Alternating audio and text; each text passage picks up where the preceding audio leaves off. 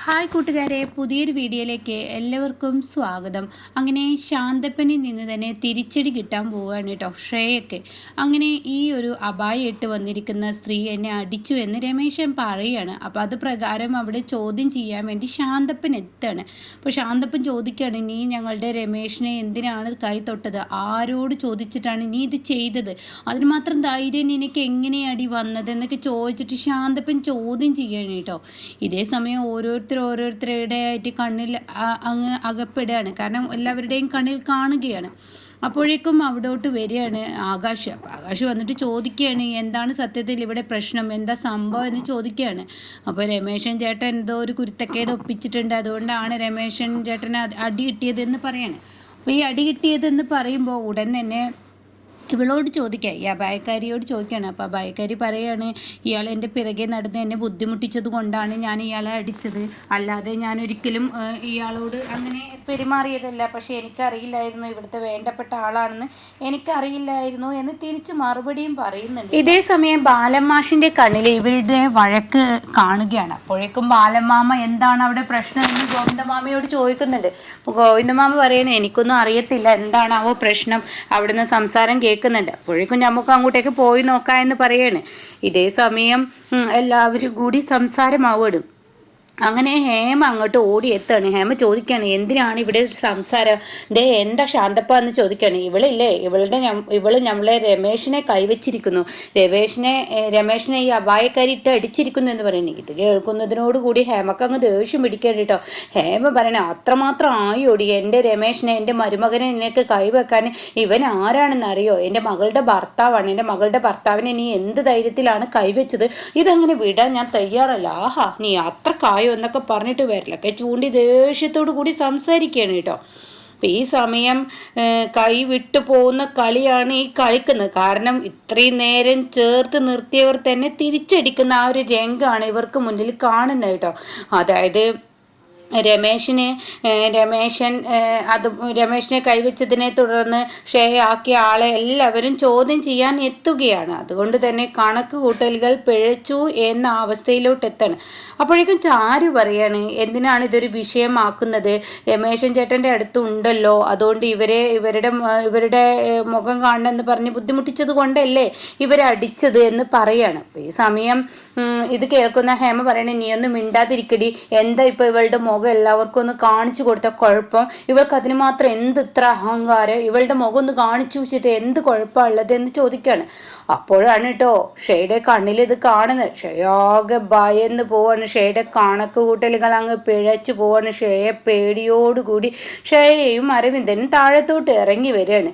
എന്താ ഇവിടെ പ്രശ്നം, എന്തെങ്കിലും പ്രശ്നമുണ്ടോ എന്നൊക്കെ ഷെയ ചോദിക്കുകയാണ്. കാരണം താനാക്കിയ സെക്യൂരിറ്റിയുടെ മുഖം ഇപ്പം എല്ലാവർക്കും മുന്നിൽ വ്യക്തമാവാൻ പോവാണല്ലോ. ഇവളൊരു പെണ്ണല്ല ആണെന്നുള്ളത് അറിഞ്ഞാൽ ഷെയയുടെയും കാര്യം പോക്കാണ്.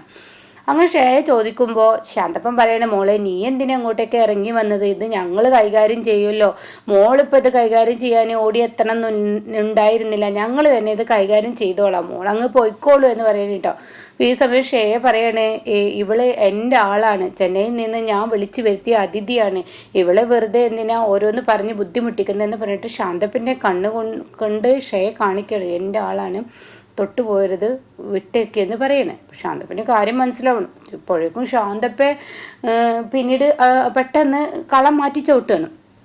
ഹേമ പറയണേ, ഇവള് എൻ്റെ ശാന്തപ്പൻ ചേട്ടാ, ഇവള് എൻ്റെ മോനെയാണ്, അതായത് എൻ്റെ മരുമകനെയാണ് അടിച്ചിരിക്കുന്നത്, അങ്ങനെ വിടാനൊന്നും ഞാൻ തയ്യാറല്ല, ഇതൊന്തെങ്കിലും ഒന്ന് കൊടുത്തേ പറ്റുള്ളൂ എന്ന് പറയണം. അപ്പോഴേക്കും ശാന്തപ്പൻ പറയണേ, നമ്മുടെ മരുമകളുടെ ആളാണല്ലോ, അയ്യോ എൻ്റെ പൊന്നൂൻ്റെ ആളായിരുന്നു, അതെ പൊന്നൂൻ്റെ ആളാണ്, അവൾ അങ്ങനെ ചെയ്യണം എന്നുണ്ടെങ്കിൽ ഈ പറയുന്ന രമേശന് അത്ര മോശക്കാരനൊന്നല്ലല്ലോ, രമേശൻ എന്തെങ്കിലുമൊക്കെ പറഞ്ഞ് അയ്യോ ഇപ്പോൾ നിങ്ങൾ എനിക്കെതിരെയായോ, ഇവളുടെ ഒപ്പം എല്ലാവരും നിന്നോന്ന് ചോദിക്കാണ് രമേശൻ. അപ്പോൾ ഈ സമയം ശാന്തപ്പൻ പറയണേ, നീ എന്തിനാ ഇവളുടെ മുഖം കാണണമെന്ന് പറഞ്ഞ് ഇതാക്കിയത്.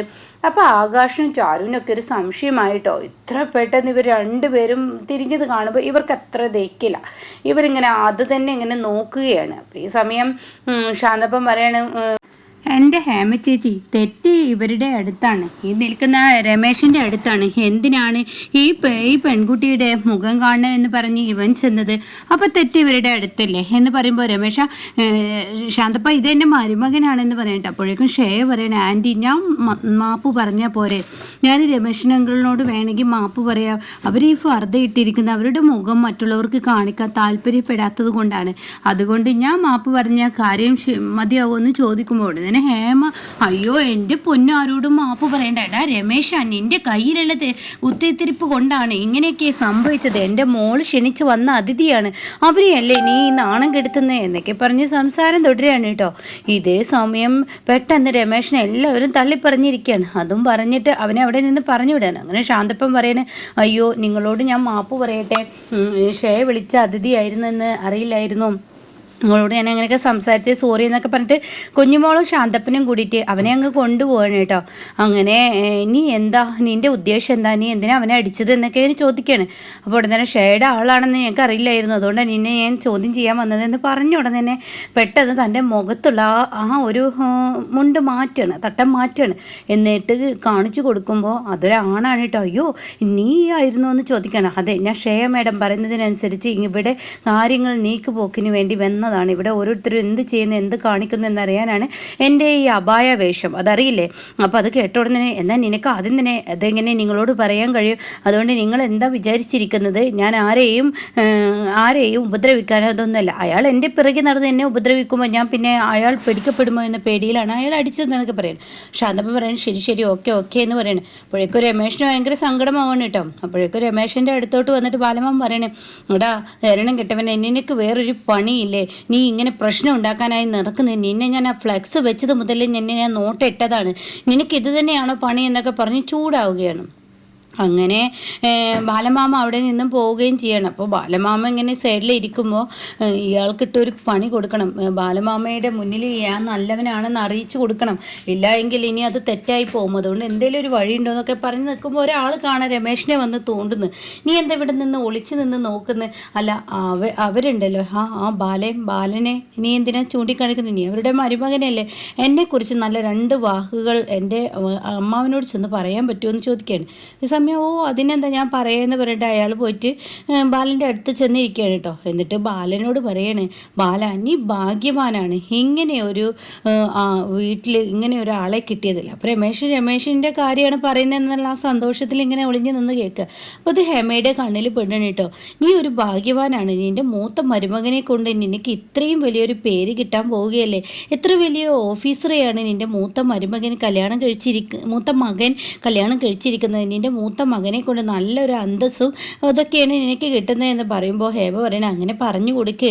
എൻ്റെ മകനെ ഇവർ രണ്ടിട്ട് കാണിക്കുകയായിരുന്നു, ചെറിയ മകനെയും മൂത്ത മകനെയും ഒന്നിനും കൊള്ളില്ല എന്നൊക്കെ പറഞ്ഞിട്ട് എൻ്റെ മൂത്ത മകനെ എപ്പോഴും ഇയാൾക്ക് തള്ളിപ്പറയലായിരുന്നു. ഇപ്പം ഇയാൾ മനസ്സിലാക്കുന്നിട്ടേ എൻ്റെ മകനെ കൊണ്ട് എന്തൊക്കെ നേട്ടങ്ങളാണ് ഉണ്ടാകാൻ പോകുന്നതെന്ന്.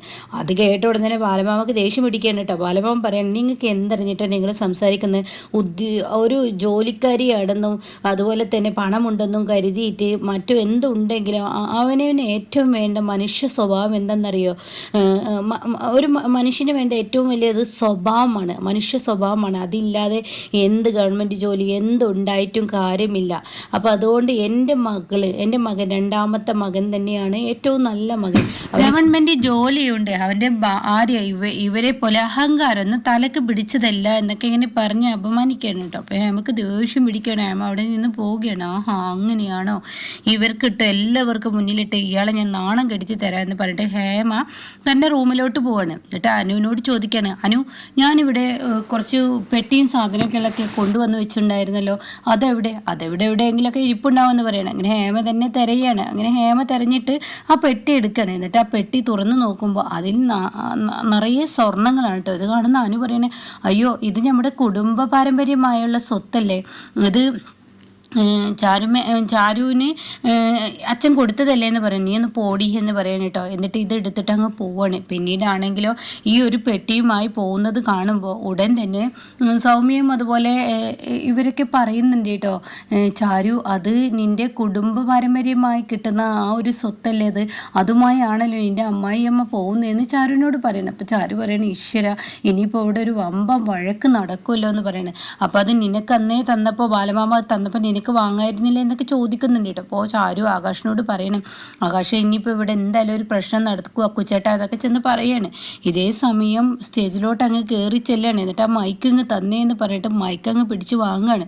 എന്നിട്ട് ആ മൈക്കിലൂടെ ഹേമ പറയാണ്, ഇന്നിവിടെ വിവാഹിതരാവാൻ പോകുന്ന എൻ്റെ മൂത്ത മകനും അതുപോലെ തന്നെ എൻ്റെ പൊന്നു എൻ്റെ മരുമകളും അവർക്ക് ഞാൻ ഈ സ്റ്റേജിൽ നിങ്ങളെല്ലാവരും ഞങ്ങളുടെ കുടുംബ പാരമ്പര്യമായ ഈ സ്വത്തുണ്ടല്ലോ, അതായത് ഈ സ്വർണ്ണങ്ങൾ, അത് ഞാൻ എൻ്റെ മരുമകളാവാൻ പോകുന്ന ഷേയെ ഞാൻ ഏൽപ്പിക്കുന്നു എന്ന് പറഞ്ഞിട്ട് ഷേയുടെ കൈകളിൽ അങ്ങ് കൊടുക്കുമ്പോൾ ബാലമാമ പൊട്ടിത്തെറിക്കണം കേട്ടോ. നിർത്തവിടെ എന്ന് പറഞ്ഞ് പൊട്ടിത്തെറിക്കണം. ഇപ്പം ഇങ്ങനെയൊക്കെ ഒരു എപ്പിസോഡാണ് ഇപ്പോൾ വരുന്നത് കേട്ടോ.